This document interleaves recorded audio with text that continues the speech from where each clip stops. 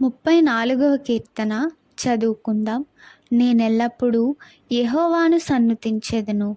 నిత్యము ఆయన కీర్తి నా నోట నుండును. యెహోవాను బట్టి నేను అతిశయించుచున్నాను. దీనులు దానిని విని సంతోషించెదరు. నాతో కూడి యెహోవాను ఘనపరచుడి. మనము ఏకముగా కూడి ఆయన నామమును గొప్ప చేయుదుము. నేను యెహోవా యొద్ద విచారణ చేయగా ఆయన నాకుత్తరమిచ్చెను.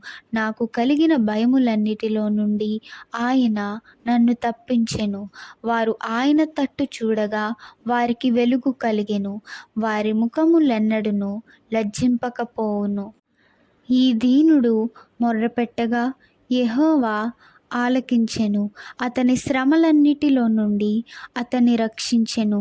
యెహోవా యందు భయభక్తులు గలవారి చుట్టూ ఆయన దూత కావలియుండి వారిని రక్షించును. యెహోవా ఉత్తముడని రుచి చూచి తెలుసుకొనుడి. ఆయన ఆశ్రయించు నరుడు ధన్యుడు. యెహోవా భక్తులారా, ఆయన యందు భయభక్తులు ఉంచుడి. ఆయన యందు భయభక్తులు ఉంచువానికి ఏమీయు కొదువలేదు. సింహపు పిల్లలు లేమి గలవై ఆకలిగొనును. యెహోవాను ఆశ్రయించు వారికి ఏ మేలు కొదువైయుండదు. పిల్లలారా, మీరు వచ్చి నా మాట వినుడి. యెహోవా యందలి భయభక్తులు మీకు నేర్పెదను.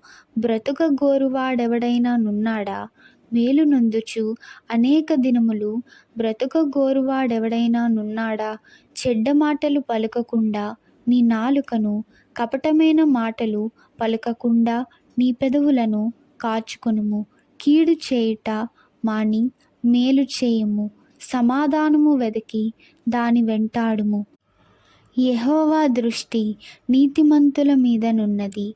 ఆయన చెవులు వారి మొరలకు ఒగ్గియున్నవి. దుష్క్రియలు చేయు వారి జ్ఞాపకమును భూమి మీద నుండి కొట్టివేయుటకై యెహోవా సన్నిధి వారికి విరోధముగానున్నది. నీతిమంతులు మొర్రపెట్టగా యెహోవా ఆలకించెను. వారి శ్రమలన్నిటిలో నుండి వారిని విడిపించును.